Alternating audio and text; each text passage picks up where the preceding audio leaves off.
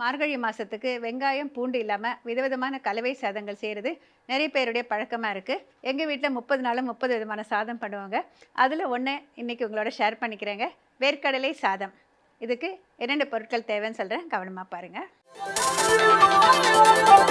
வேர்க்கடலை சாதம் செய்ய தேவையான பொருட்கள்: 1 கப் பச்சரிசி உதிரியாக வேக வைத்தது, 50 கிராம் வறுத்த வேர்க்கடலை ஒன்றும் குத்தலமாக பொடித்தது, கொப்பரை 1½ டேபிள் ஸ்பூன், சிகப்பு மிளகாய் 4, வறுத்த எள்ளின் பொடி 1 டீஸ்பூன், உளுத்தம்பருப்பு அரை டீஸ்பூன், கடுகு 1/4 டீஸ்பூன், கடலைப்பருப்பு 1 டீஸ்பூன், தேவையான அளவு உப்பு, எண்ணெய் தேவைப்படும் அளவு. இப்போ இதுக்கு நான் சொல்லியிருக்கிறது சிவப்பு மிளகாய் கொப்பரை. இந்த சாதத்துக்கெல்லாம் அதிகமான காரம் பிடிக்காதுங்க. நீங்கள் ஒரு அழாக்கு சாதம் வடிச்சிங்கன்னா கூட 2 அல்லது 3 மிளகாய் போட்டால் போதும். நான் இப்போ அதில் பாதி அரை அழாக்கு தான் வடித்து கொண்டு வந்திருக்கேன். அதுக்கு தகுந்த மாதிரி எடுத்துக்கிறேன். இப்போ 2 சிவப்பு மிளகாய் போட்டுக்கிறேங்க. அதுக்கு முதல்ல ஒரே ஒரு சொட்டு எண்ணெய் விட்டுக்கலாம், அதிகம் வேண்டாம். இப்போ வேறு பேன் வச்சுருக்கேன். இது ஜஸ்ட்டு கிறிஸ்பாக ஆகிறதுக்காக ஒரு 2 இது இதில் நல்லா கோட் ஆகணும்.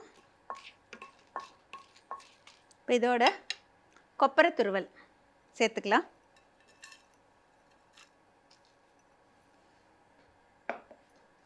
இந்த கொப்பரை லேசாக வறுப்படணும். கொஞ்சம் நிறம் மாறும், நல்லா வாசனை வரும் பாருங்கள். அந்த ஸ்டேஜில் அடுப்பான் அணைக்கணும். பொதுவாக கொப்பரையில் என்ன சத்து இருக்குன்னு நிறைய பேர் நினைப்பாங்க. ரொம்ப உடம்புக்கு நல்லதுங்க. கொப்பரையில் நிறைய இரும்பு சத்து இருக்குது. நிறைய பேருக்கு அந்த விஷயம் தெரியாது. தேங்காயில் விட கொப்பரையில் சத்துக்கள் அதிகம். ஆன்டி ஆக்சிடென்ட்ஸ் இருக்குது. இதை நம்ம ரொம்ப நேரமும் குக் பண்ண மாட்டோம், ரொம்ப நேரமும் வறுக்க மாட்டோம். ஓரளவுக்கு லேசாக, அதாவது இந்த பேன் சூடாக இருக்கிறப்ப போட்டோன்னாக்க அந்த சூட்லேயே இப்போ ஒரு நிமிஷம் வறுத்த பிறகு ஆஃப் பண்ணிட்டோன்னே ஓரளவுக்கு செவந்துடும். இப்போ கொப்பரை நம்ம வீட்லேயே நம்ம துருவுறப்ப கொஞ்சம் நேரம் நிழலில் ஆற வச்சுட்டு அப்புறம் கொஞ்சம் வெயில் ஆற வச்சுட்டு எடுத்து வச்சுக்குவோம் இல்லையா? அந்த மாதிரி எடுத்து வச்ச கொப்பரை தாங்க இது. இப்போ பாருங்கள், இது லேசாக நிறம் மாற ஆரம்பிச்சிட்டு அடுப்பு அனுப்பிச்சிடுறேன். பாருங்கள், ஆஃப் பண்ண பிறகு இந்த மாதிரி நல்லா செவந்துடுச்சு. நல்லா ரூம் டெம்பரேச்சர் வந்துடுச்சு. இது மிக்சியில் போட்டு பவுடர் பண்ணி கொண்டு வந்துடலாம். வறுத்த கொப்பரையும் சிவப்பு மிளகாய் இந்த மாதிரி ஒன்றும் குத்தலமாக பவுட்ரு பண்ணுங்கள். மிக்சியை விப்பர் மோடில் வச்சுட்டு விட்டு விட்டு இயக்கணுங்க. கண்டினியூஸாக ரன் பண்ணிங்கன்னா இதுலேருந்து ஆயில் வெளியில் சைடில் எல்லாம் ஒட்டிக்கும். அதனால் விட்டு விட்டு இயக்கணும். இந்த மாதிரி பவுட்ரு பண்ணிக்கோங்க. இப்போ இந்த வானிலையில் எண்ணெய் ஊற்றி வச்சுருக்கேன் சூடாகிறதுக்கு. முதல்ல கடுகு சேர்த்துக்கலாம். கடுகு வெடிக்க ஆரம்பித்த பிறகு உளுத்தம்பருப்பு சேர்க்கணும்.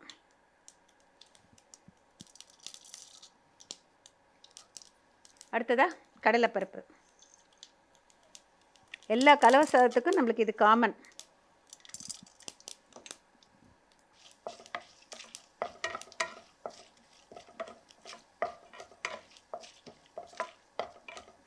இப்போ நல்லா வறுப்பட்ட பிறகு இந்த சாதத்தை சேர்த்துக்கலாங்க.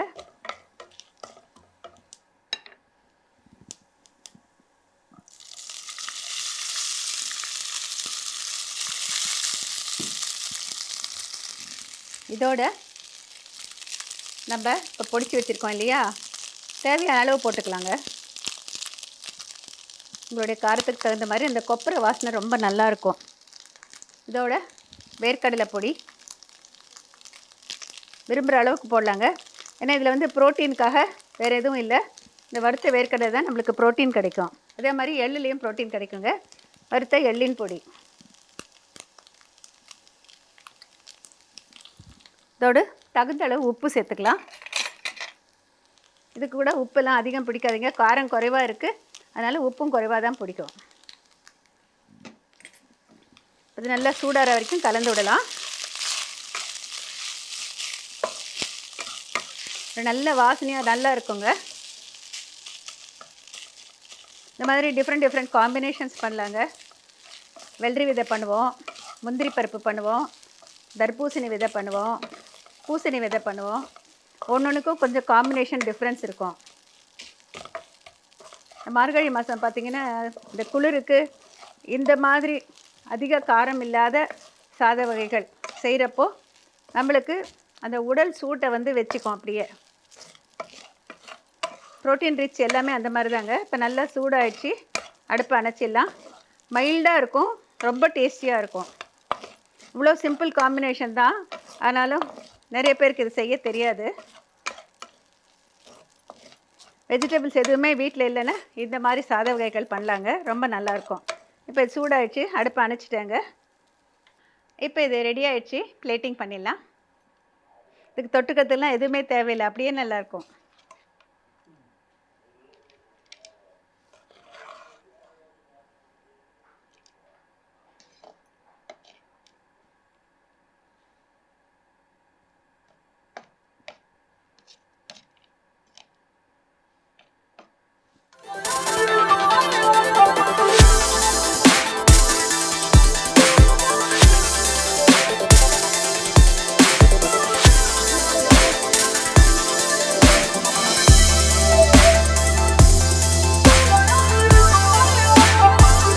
சாதம் எப்படி பண்ண சொல்லிட்டு இப்போ ஒரு ரீகேப் பார்க்கலாங்க.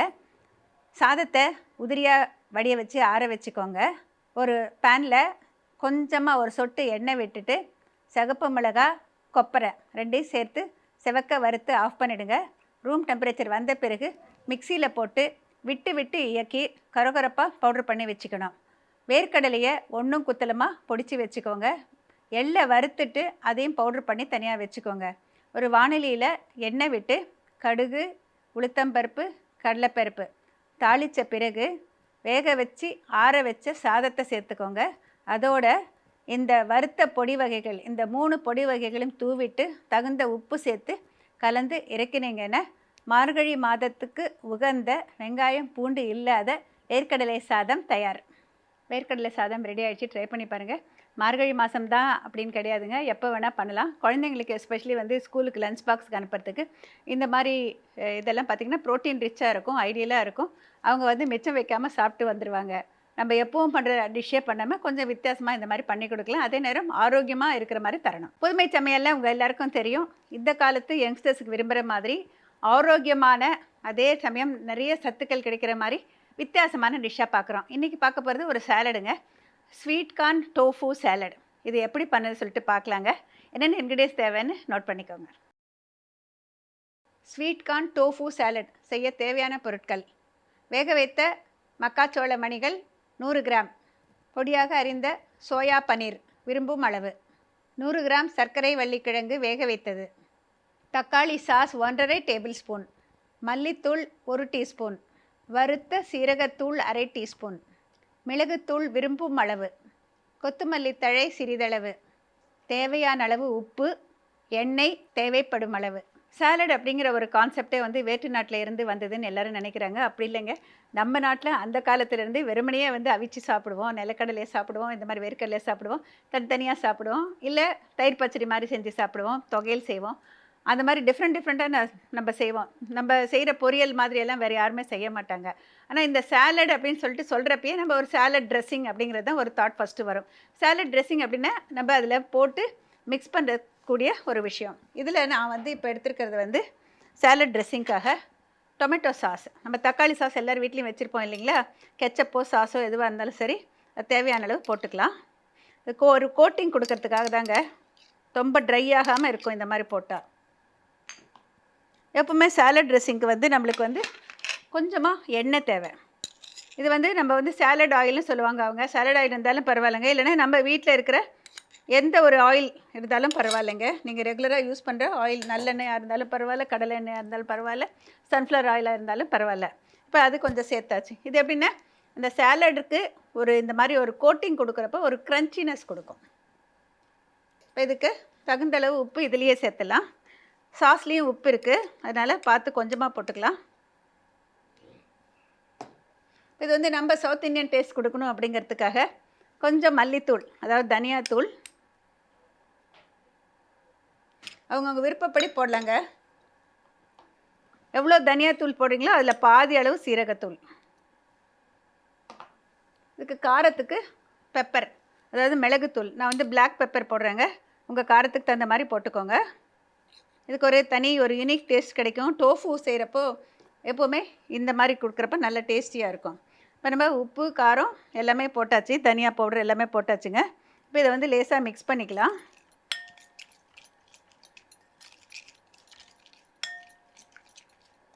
அதிகமான குவான்டிட்டி பண்ணுறதா இருந்தால் இதெல்லாம் ஒரு பெரிய பவுலில் போட்டு மிக்ஸ் பண்ணி வச்சுப்பாங்க. நம்ம கொஞ்சமாக செய்கிறதுனால இப்படியே மிக்ஸ் பண்ணிக்கலாம். இது எல்லாமே ஈவனாக மிக்ஸ் ஆகணும், அவ்வளோதான். இதில் வந்து நான் சேர்க்க போகிறது வந்து ஸ்வீட் கார்ன். இப்போ வந்து இது மக்காச்சோளம் எல்லாருக்கும் தெரியும், அப்படியே கார்னாகவும் கிடைக்குது. அப்படியா இருந்தால் நம்ம வேக வச்சுட்டு அதை ஸ்ட்ரிப் பண்ணி எடுத்துக்கணும். இல்லைன்னா நம்மளுக்கு வந்து பேக்கெட்டில் கிடைக்குது இல்லையா, ஃப்ரீசரில் வைக்கிற மாதிரி, அதுவாக இருந்தால் ஆல்ரெடி அது வந்து ஓரளவுக்கு குக் பண்ணியிருக்கும். வேணும்னா நம்ம கொஞ்சம் நேரம் வேக வச்சாக்க போதுமானது. இப்போ இந்த மக்காச்சோளத்தை சேர்த்துக்கலாம்.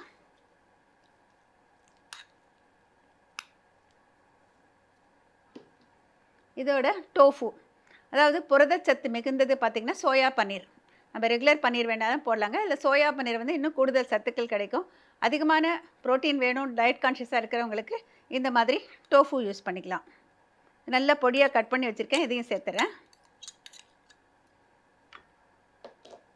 இதோட இது நான் வந்து சக்கரவள்ளி கிழங்கு எடுத்திருக்கேங்க. ஒரே ஒரு சக்கரவள்ளி கிழங்கை தோல் எடுத்துகிட்டு கட் பண்ணிவிட்டு ஜஸ்ட் ஒரே ஒரு கொதி, ரொம்ப நேரம் வேக வைக்கக்கூடாது, ஒரு கொதி வேக வச்சு வடிச்சிக்கோங்க. அந்த தண்ணியை வேஸ்ட் பண்ணாமல் நம்ம ரசத்துலேயோ குழம்புலையோ கூட்டுலையோ போட்டுக்கலாம். இப்போ இதையும் சேர்த்துறேன்.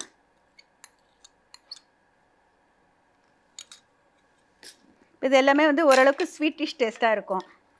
அதனால் நம்ம இப்போ இதில் போட்டிருக்கிறோம் காரம், இந்த டொமேட்டோ சாஸு, அது ஒரு நல்ல சுவையை கொடுக்கும்.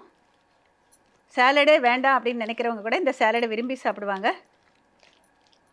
நம்ம சவுத் இந்தியன் டேஸ்ட் கிடைக்கிறதுக்காக தான் நான் தனியாத்தூள், சீரகத்தூள், மிளகுத்தூள் எல்லாம் போட்டிருக்கேங்க. பாருங்கள், ரொம்ப குவிக்காக இந்த சாலட் ரெடி ஆகிடுச்சு. தினம் ஒரு சாலட் செய்யுங்க, வீட்டில் எல்லோரும் ஆரோக்கியமாக இருக்கிறதுக்கு ரொம்ப ஹெல்ப்ஃபுல்லாக இருக்கும். முக்கியமாக ஆன்டி ஆக்சிடென்ட்ஸ். இந்த டயட் கான்ஷியஸாக இருக்கிறவங்க பார்த்திங்கன்னா இதில் மொத்தமே 1 டீஸ்பூன் ஆயில் தான் சேர்த்துருப்போம். வேறு எதுவுமே சாப்பிடாம ஒரு பவுல் சாலட் வச்சு நிதானமாக சுவைச்சி சாப்பிட்டாக்க போதுமானது. வயிறு நிறைஞ்சிரும், தேவையான சத்துக்களும் கிடைக்கும், வெயிட் லாஸும் சுலபமாக கிடைக்கும். இப்போ இதை வந்து பிளேட்டிங் பண்ணிடலாம். ரெடி ஆயிடுச்சு.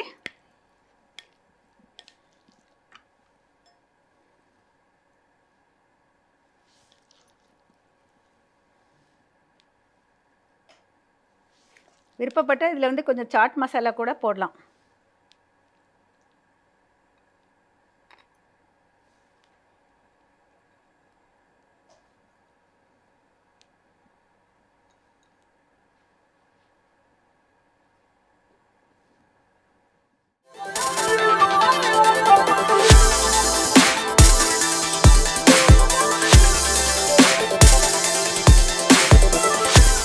ஸ்வீட் கார்ன் டோஃபு சாலட் எப்படி பண்ணன்னு சொல்லிட்டு இப்போ ஒரு ரீகேப் பார்க்கலாங்க. ஒரு பவுலில் தேவையான அளவு தக்காளி சாஸ் சேர்த்துக்கோங்க, கொஞ்சமாக எண்ணெய் போட்டுக்கோங்க, அதோட தனியாத்தூள், சீரகத்தூள், மிளகுத்தூள் இது எல்லாத்தையும் சேர்த்து நல்லா கலந்து விடணும். நல்லா கலந்து விட்ட பிறகு வேக வச்ச ஸ்வீட் கார்ன் சேர்த்துக்கோங்க, பொடியாக கட் பண்ணி வச்சுருக்கிற டோஃபு சேர்த்துக்கோங்க, அதோட ரொம்ப பொடியாக கட் பண்ணி வேக வச்சு வடித்த சக்கரவள்ளி கிழங்கு சேர்த்துக்கோங்க. இது எல்லாத்தையும் சேர்த்து அதோட கோட் ஆகிற மாதிரி நல்லா மிக்ஸ் பண்ணிவிடுங்க. ஒரு பவுலில் மத்தியில் வந்து இது தேவையான அளவு ஸ்வீட் கார்னை சுற்றி போட்டுக்கோங்க. ஃபில் பண்ணிவிட்டு மேலே கொஞ்சம் கொத்தமல்லி தழை தூவி கொடுத்தீங்கன்னாக்க மிக சுவையான ஸ்வீட் கார்ன் டோஃபு சாலட் தயார். ஸ்வீட் கார்ன் டோஃபு சாலட் தயாராகிடுச்சுங்க. எப்போவுமே பார்த்திங்கன்னா ஸ்டார் ஹோட்டலில் ஒரு கவுண்டர் வந்து நம்ம பூஃபேக்கு போனாக்க எல்லா விதமான சாலட் வச்சுருப்பாங்க. ஆனால் அந்த சாலடை விட நான் செஞ்சு காமிக்கிற சாலட் ரொம்ப டேஸ்டியாக இருக்கும். நீங்களே அதை ஒத்துக்குவீங்க. வீட்லேயும் அந்த மாதிரி சாலட் சாப்பிட்ற ஒரு கான்செப்டை வந்து உருவாக்கிக்கோங்க. எல்லாருமே சாலட் செய்கிறத ஒரு கம்பல்சரியாக எடுத்துக்கணும். தினமுமே ஒரு விதமான சாலட், ஒரு சூப் அந்த மாதிரி எடுத்துக்கணும். அதை வந்து நம்ம டேஸ்டியாக கொடுக்குறதுங்கிறது ஒரு ஆர்ட். அதுதான் நான் வந்து உங்களுக்கு நிறைய சொல்லி தந்துட்டுருக்கேன்.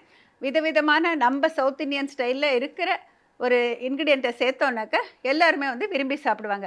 நம்ம வேற்று நாட்டு உணவை வந்து அப்படியே நம்ம கொடுத்தாக்க ஒரு சிலர் தான் விரும்புவாங்க, எல்லோரும் விரும்ப மாட்டாங்க. ஆனால் ரொம்ப ஸ்பைசியாக காரமாக நம்ம நாட்டு உணவை சாப்பிட விரும்புகிறவங்க இந்த மாதிரி சாலட் கொடுத்தீங்கன்னாக்க விரும்பி சாப்பிடுவாங்க. இது வந்து ஒரு மாதிரி இனிப்பும் கலந்துருக்கும், லேசான புளிப்பு சுவையும் இருக்கும், காரமும் இருக்கும். அதனால் எல்லாருக்குமே ரொம்ப பிடிக்கும். 6 சுவையும் சேர்ந்த ஒரு சாலட் இது. அஸ் யூஷுவல் நிறைய பேருக்கு நிறைய சந்தேகம், எல்லாருமே வந்து ரொம்ப யூஸ்ஃபுல்லாக இருக்குது, இதில் சொல்கிற விஷயங்கள் எங்களுக்கு ரொம்ப ஹெல்ப்ஃபுல்லாக இருக்குது அப்படின்னு நிறைய பேர் நிறைய இடத்துல பார்க்குறப்பெல்லாம் சொல்கிறீங்க. ரொம்ப ரொம்ப சந்தோஷமா. இப்போது நம்ம ஸ்டூடியோவுக்கு கற்பகவல்லி வந்திருக்காங்க. வணக்கம் கற்பகவல்லி. வணக்கம் மேம். நம்ம ஷோக்கு வந்து நிறைய விஷயங்கள் ஷேர் பண்ணுறீங்க, ரொம்ப ரொம்ப சந்தோஷம். இன்றைக்கி வந்து ஒரு காமனான கேள்வி, நிறைய பேருக்கு வந்து இந்த விஷயம் தெரியவே தெரியாது. நிறைய பேர் வந்து சத்து மாவு கொடுத்தா குழந்தைங்களுக்கு நல்லது அப்படின்னு சொல்லிட்டு நினச்சி கொடுக்குறாங்க. ஆனால் அந்த சத்து மாவு எந்த ஏஜ்லேருந்து எந்த மாதிரி சத்து மாவு கொடுக்கலாம், எத்தனை ஏஜ் வரைக்கும் சத்து மாவு எடுத்துக்கலாம்? அதாவது நிறைய பேர் வந்து குழந்தைங்களுக்கு மட்டும் இல்லை, வயசானவங்களும் எடுத்துக்கலாம்னு சொல்லிட்டு எடுத்துக்கிறாங்க. ஹெல்த் இஷ்யூஸ் எதுவும் இல்லாமல் இருந்தால் எப்படி, இல்லை நார்மலாக எடுத்துக்கிறதுனா எந்த மாதிரி எடுத்துக்கலாம், எந்த அளவு எடுத்துக்கலாம், அதனால என்ன பெனிஃபிட்ஸ், இந்த மாதிரி எல்லா விஷயங்களையும் கொஞ்சம் ஷேர் பண்ணால் ரொம்ப நல்லா இருக்கும்மா.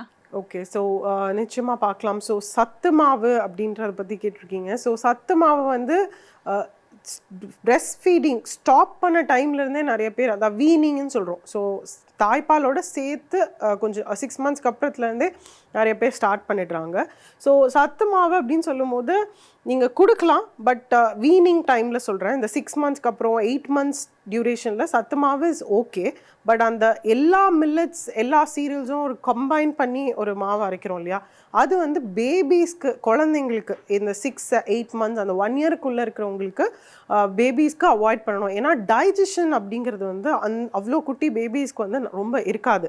ஓகேங்களா? ஸோ 1 இயர் பிலோ இருக்கிறவங்களுக்கு வந்து ஒரு சீரியல் கான்செப்ட் அப்படின்னு சொல்லுவோம். ஒன்று அரிசி இன்ட்ரடியூஸ் பண்ணோம், இல்லை ராகி இன்ட்ரடியூஸ் பண்ணோம். இந்த மாதிரி சிங்கிள் சீரியல் பாரேஜ்னு சொல்கிற கான்செப்ட் வந்து பேபிஸ்க்கு 1 இயர்க்குள்ளே பண்ணலாம்.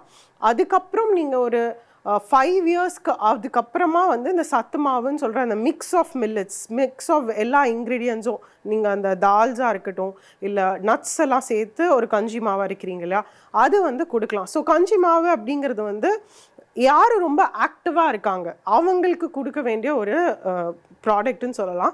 ஸோ கிட்ஸ் வந்து 5 இயர்ஸில் இருந்து ஒரு 15 இயர்ஸ் 18 இயர்ஸ் வரைக்கும் நல்லா ஆக்டிவாக இருக்க போகிறாங்க. ஸோ நிறையா ஆக்டிவிட்டீஸ் பாடியில் இருக்கும், விளையாடுறது ஆர் ஸ்போர்ட்டில் இருக்கிறது. ஸ்போர்ட்டில் இருக்கிற கிட்ஸ்க்குமே வந்து கஞ்சி அந்த சத்து மாவுங்கிறது it's a very good drink. எல்லாருக்குமே கொடுக்கலாம், குழந்தைங்க எல்லாருக்குமே. ஒரு ஏஜுக்கு அப்புறம் எப்போ வந்து அந்த ஆக்டிவிட்டி வந்து குறையுதோ, ஆப்ஷனலாக ஆகிடுது, ஒரு 18 இயர்ஸ்க்கு மேலே ஆக்டிவிட்டிங்கிறது ஆப்ஷனல் ஆகிடும் போது கஞ்சிங்கிறத குறைச்சிக்கணும். சத்து மாவு கஞ்சியாக கொடுக்காம தோசையாவோ இல்லை வேறு ஃபார்மில் கொடுத்தீங்கன்னா பெட்டர். பிகாஸ் என்ன ஆகும், கஞ்சியாக குடிக்கும் போது நம்ம சுகர் லெவல் ரொம்ப ஹை ஆகிறதுனால ஃபேட் டெபாசிஷன் ஜாஸ்தி ஆகுது. ஆல்ரெடி உங்கள் கிட் வந்து 18 இயர்ஸ்க்கு மேலே அடலசன்ட்லாம் தாண்டி அந்த ஏஜ்க்கு அப்புறம் ஆக்டிவிட்டி இல்லாத போது நீங்கள் ஹெல்த்தி அப்படிங்கிறதுனால சத்து மாவை ஃபோர்ஸபிளாக கொடுத்தீங்க அப்படின்னா அவங்க வெயிட் கெயின் ஜாஸ்தியாக ஆரம்பிச்சிருவாங்க. இல்லை உங்கள் கிட் அதுக்கு முன்னாடியிலேருந்தே ஒரு 10 இயர்ஸ்க்கு அப்புறத்துலேருந்தே ஆக்டிவிட்டி குறைஞ்சிருச்சு அவங்களுக்கு அப்படின்னா சத்து மாவு வந்து கஞ்சி ஃபார்மில் கொடுக்கறத அவாய்ட் பண்ணிக்கிறது நல்லது. அண்ட் ஆல்சோ சத்து மாவு நல்லது அப்படிங்கிறதுனால இந்த மிடில் ஏஜ் பீப்புள் அப்புறம் எல்டர்ஸ் இவங்க எல்லாமும் வந்து சுகர் இருக்குது, டயபெட்டிஸ் இருக்குது அப்படின்னா கஞ்சி ஃபார்மில் எடுத்துக்கிறத அவாய்ட் பண்ணணும். பிகாஸ் கஞ்சி அப்படின்னாலே அது சத்து மாவுன்னு இல்லை, எதுவாக இருந்தாலுமே கஞ்சி ஃபார்மில் குடிக்கும் போது நம்ம ஆல்ரெடி பேசியிருக்கோம், சுகர் லெவலை ரொம்ப ஹை பண்ணும், ரொம்ப ஸ்பைக் பண்ணி விட்டுரும். ஸோ கஞ்சி ஃபார்மில் இல்லாமல் அதே மாவை வந்து தோசையாவோ இல்லை அடை மாதிரி அந்த மாதிரி ஃபார்மில் எடுத்துக்கிட்டிங்கன்னா உங்களோட அந்த சுகர் ஆன்செட் லெவலோட ஹை ஆகிறது கொஞ்சம் டிலேயிங்காக பார்த்துக்கலாம். ஸோ சத்து மாவு யாருக்கு கம்பல்சரியாக கொடுக்கணும் அப்படின்னா கிட்ஸ் ஆக்டிவிட்டி நல்லா இருக்கிறவங்களுக்கு, ஸ்போர்ட்டில் இருக்கிறவங்களுக்கு, வயசானவங்களுக்கு கொடுக்கலாம். சுகர் லெவல் ஹையாக இல்லை, டயபெட்டிஸ் இல்லை அப்படிங்கிறவங்களுக்கு சத்து மாவு கொடுக்கறது பெட்டர். மற்ற நார்மல் செடென்ட்ரி லைஃப் ஸ்டைலில் இருக்கிறவங்களுக்கு இதை அவாய்ட் பண்ணுறது, பாரேஜ் ஃபார்மில் அவாய்ட் பண்ணுறது பெட்டர். மற்ற எந்த ஃபார்மில் வேணாலும் கொடுக்கலாம். ஸோ இன்னொரு ரீசன் வந்து சத்து மாவு அப்படிங்கிற அந்த காம்போசிஷன் வந்து கால்சியம் ஹையாக இருக்கணும், குழந்தைங்களுக்கு அயன் ஜாஸ்தி இருக்கணும் அப்படிங்கிறதுக்காக கொடுக்குறாங்க. ஸோ இதையுமே வந்து நீங்கள் ஹோம்மேட் வகையில் வந்து கொஞ்சம் ட்வீக் பண்ணால் பெட்டர். இந்த மக்கானாஸ் அப்படின்னு சொல்லுவோம், லோட்டஸ் சீட் அப்படின்னு சொல்கிறது, தாமரை பூவிலேருந்து எடுக்கிற விதை. ஸோ அது வந்து ஹை இன் கால்சியம். ஸோ இப்போ நீங்கள் அரைக்கிறீங்க அப்படின்னா கிட்ஸ்க்கு வந்து கால்சியம் இன்க்ரீஸ் பண்ணுறதுக்கு இதை நீங்கள் கொஞ்சம் இன்க்ரீஸ் பண்ணி வீட்டிலையே ஹோம்மேடாக பவுடர்ஸ் மில்க் மிக்ஸ் மாதிரி ரெடி பண்ணி கொடுத்தீங்கன்னா கிட்ஸ்க்கு வந்து இஸ் பெட்டர். கஞ்சி மாதிரி இல்லாமல் மில்க் மிக்ஸை வந்து ஹோம்மேடாக வீட்டில் பண்ணி இந்த மக்கானாஸ், ராகி இருக்கலாம், சில நட்ஸ் இதெல்லாம் காம்போசிஷனை கரெக்டாக போட்டு கொடுத்தீங்க அப்படின்னா கிட்ஸ்க்கு வந்து ரொம்பவே யூஸ்ஃபுல்லாக இருக்கும், மில்க் மிக்ஸ் மாதிரி. ஸோ இதான் மேம் ஐ திங்க் நீங்கள் கேட்ட இதுக்கு ஆன்சர். நிறைய யூஸ்ஃபுல்லான இன்ஃபர்மேஷன் கொடுத்தீங்க. ஐ திங்க் இது எல்லாருக்குமே ரொம்ப யூஸ்ஃபுல்லாக இருக்கும். ஏன்னா நிறைய பேர் வந்து ஓவராகவும் பண்ண ஆரம்பிச்சிட்டாங்க. குழந்தைங்க சின்ன வயசுலேயே குண்டாகணும்னு நினச்சிட்டு அதிகமாக ஸ்டஃப் பண்ணுவாங்க. ஆனால் அவங்களுக்கு எல்லாம் யூஸ்ஃபுல்லாக இருக்கிற மாதிரி நிறைய விஷயங்கள் சொன்னீங்க. நல்ல ஆரோக்கியமாக இருக்கிறதுக்கு, ஹெல்ப்ஃபுல்லாக இருக்கிறதுக்கு இவங்க சொல்கிற டிப்ஸ் ரொம்ப யூஸ்ஃபுல்லாக இருக்கும். அதை வந்து ப்ராக்டிக்கலாக லைஃப்பில் கடைப்பிடிக்கிறதுக்கு முயற்சி பண்ணணும். Okay Karpagavalli, thank you for coming to the show. Thank you. Thank you. சென்ற வாரம் ப்ரோக்ராம் ஃபுல்லாக பார்த்துருப்பீங்கன்னு நினைக்கிறேங்க. அதுலேருந்து உங்களுக்கான ஒரு கேள்வி, கத்திரிக்காய் சோயா கறி செஞ்சு காமிச்சேன் இல்லைங்களா, அதில் வந்து எந்த விதமான சோயாவை யூஸ் பண்ணேன், மறுபடியும் சொல்கிறேன், எந்த விதமான சோயாவை யூஸ் பண்ணேன், இதுக்கான பதிலை எப்போதும் போல் போஸ்ட் கார்டில் நீங்கள் எழுதி அனுப்பலாம். எழுதி அனுப்ப வேண்டிய முகவரி அறுசுவை நேரம், ஜெயா டிவி, தபால் பெட்டி எண் 3173, எண் 48, NP ஜவஹர்லால் நேரு சாலை, ஈக்காடு தாங்கல், சென்னை 6,32,000. கீழே ஒரு வாட்ஸ்அப் நம்பர் வருது, கவனமாக நோட் பண்ணிக்கோங்க.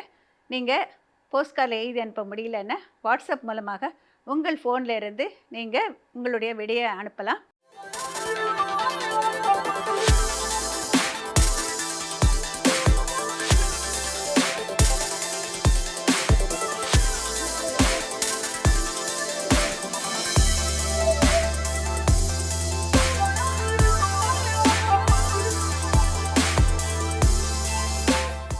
மீண்டும் அடுத்த வாரம் சந்திக்கும் வரை விடைபெறுவது உங்கள் மல்லிகா பத்நாத். வணக்கம்.